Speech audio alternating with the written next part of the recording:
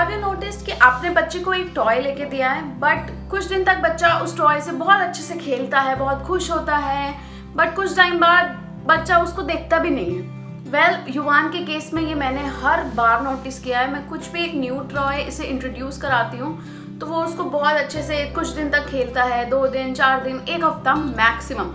उसके बाद वो उस टॉय को देखता भी नहीं है। तो आई गेस आपके साथ भी ये सिचुएशन आई होगी। तो इस केस में हमें क्या करना चाहिए? आई गेस कुछ लोग क्या करते हैं, नए टॉयज लाते हैं, बट आप कब तक नए टॉयज लाते रहेंगे और कितने टॉयज लाएंगे, क्योंकि घर पूरा टॉयज से हम लोगों का भर जाता है। और also this is not economical कि हम हर बारी हर हफ्ते कुछ लाते ही रहें। इसका जो सॉल्यूशन है वो है टॉय रोटेशन। तो अब ये टॉय रोटेशन क्या होता है, इसकी सारी डिटेल्स, इसके एडवांटेजेस इस वीडियो में मैं आज आपके साथ शेयर करूंगी। So what actually toy rotation is limiting the number of toys at a particular time. इसका मतलब ये है कि आप लीजिए जितने मर्जी टॉयज लीजिए आप अपने हिसाब से बच्चों के लिए, बट एट अ टाइम उसे सारे टॉय से इंट्रोड्यूस मत कराइए। एक एक करके बच्चे को टॉय से इंट्रोड्यूस कराएं। एक टाइम पे एक टाइप का ही टॉय बच्चे को इंट्रोड्यूस कराएं। Hi guys, this is Jasmine. Welcome to Engineer Mom. I am a working mom and I make videos regarding the parenting tips, the products which I have used since my baby was born, and all the smart solutions which you are looking for as a new parent. So अगर आपको भी कुछ इस तरीके के tips and tricks चाहिए, then do consider subscribing to my channel and do not forget to hit the bell icon. So without wasting any time, let's get started. So what actually toy rotation is limiting the number of toys at a particular time. इसका मतलब ये है कि आप लीजिए जितने मर्जी toys लीजिए आप अपने हिसाब से बच्चों के लिए, बट एट अ टाइम उसे सारे टॉय से इंट्रोड्यूस मत कराइए।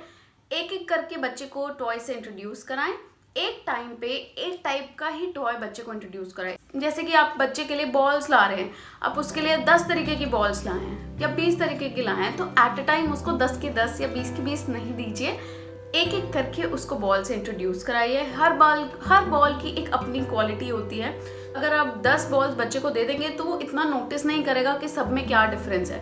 एक एक करके आप जब उसको इंट्रोड्यूस करवाएंगे तो वो आइडेंटिफाई करेगा कि ये टॉय या ये बॉल पर्टिकुलर सॉफ्ट है, ये बिग है, ये स्मॉल है। तो बच्चा इन सारी चीज़ों को सीखता है। टॉय रोटेशन से बच्चा पुराने टॉयज में कुछ नया ढूंढ के आएगा। एक बारी में वो चीज़ वो नोटिस ना करे, बट अगली बार जब वो टॉय उसके रोटेशन में आएगा तो वो उस चीज़ को नोटिस करता है, उसे आइडेंटिफाई करेगा। It keeps your baby engaged for a longer time.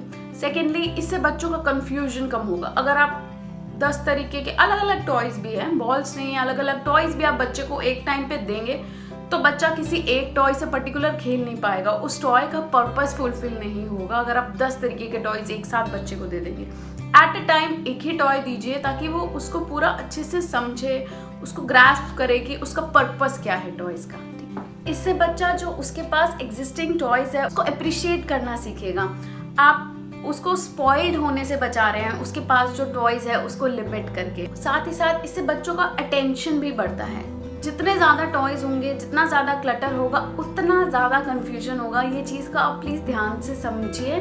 आप you can afford it, definitely you can buy it, but trust में अगर आप उसको एक एक करके इंट्रोड्यूस करेंगे तो उसका अपना एडवांटेज होगा। साथ ही साथ आपको उसका मैनेजमेंट भी बहुत इजी हो जाएगा टॉयज का, क्योंकि जो क्लटर होता है हर बच्चे के घर में, एक पूरा एरिया होता है टॉयज का, तो वो क्लटरिंग भी बहुत कम हो जाती है। तो अब हमें जैसे टॉय रोटेशन की इम्पोर्टेंस तो पता चल गई, बट एक्चुअली ये करना कैसे है मैं बताती हूँ। सबसे पहले आप आइडेंटिफाई करिए कि बच्चा कौन से टॉयज से अब नहीं खेल। उसके बाद आपको सारे टॉयज को एक प्लेस पे इकट्ठा करना है। अब इतने सारे टॉयज हैं, उसमें कुछ पुराने टॉयज भी होंगे, कुछ टूट गए होंगे जो अब बच्चा नहीं खेलता, या बहुत ही पहले के उसके कुछ रैटलर्स वगैरह पड़े होंगे जो कि यूज़ के नहीं है। तो आपको उसको डीक्लटर करना है। जो भी अनएसेंशियल टॉयज है which is of no use, तो आप उसको हटा दीजिए, उसको डीक्लटर करिए। उसके बाद क्या करना है कि आपको टॉयज का कैटेगराइजेशन करना है। अब टॉयज का कैटेगराइजेशन आप कैसे कर सकते हैं? तो टॉयज के कैटेगराइजेशन के लिए आपको चेक करना है कि वो म्यूजिकल टॉयज हैं उनको साथ रखिए, कुछ आर्ट रिलेटेड टॉयज हैं उनको साथ रखिए, कुछ ये उसकी कुछ बच्चे की कुछ कार्ड्स वगैरह हैं या इस तरीके के कुछ स्पीडी टॉयज हैं उसको साथ रखिए। पर्टिकुलर नॉलेजेबल बुक्स टाइप की चीजें हैं उसको अलग रखिए। एक्टिव प्ले टॉयज है जैसे कुछ जंप हो रहा है, कुछ रोल हो रहा है, बॉल्स आते हैं इसके अंदर, उन सबको आप अलग रखिए। तो इस तरीके से आपको सारे टॉयज को कैटेगराइज करना है और उसको अलग अलग रखना है। अब हर कैटेगरी के मल्टीपल टॉयज आपके पास हैं तो at a time her category का फिर सिर्फ एक ही टॉय बच्चे को दें खेलने के लिए, सारे के सारे टॉयज मत दीजिए। और प्लीज मेक श्योर कि आप जब भी वो बच्चे को टॉय दे रहे हैं या आपने जो बाकी के टॉयज बाकी के टॉयज आपने उसे आउट ऑफ साइट कर रखे हैं तो बच्चा उसे देख ना ले, क्योंकि उसको दिखेगा कि उसके टॉयज हैं कुछ एक पर्टिकुलर, तो वो फिर से उसको निकाल के ले आएगा। ये ध्यान रखना है कि जो भी टॉयज आप आउट ऑफ साइट कर रहे हैं, जो भी टॉयज आप अभी उसको नहीं देना चाहते, उसको आप बच्चे से आउट ऑफ साइट जरूर करें। Every toy offers different things. बच्चा हर टॉय से कुछ अलग चीजें सीखता है। ब्लॉक्स से वो कुछ बिल्ड करना सीखता है, बॉल से वो मोशन, उसकी फाइन मोटर स्किल्स डेवलप होती हैं। अगर उसको आप कार्ड्स वगैरह देंगे तो वो ग्रॉस मोटर स्किल्स उससे डेवलप होगी उसकी। ओपन एंडेड टॉय से उसकी इमेजिनेशन और जो क्रिएटिविटी है वो बूस्ट होती है।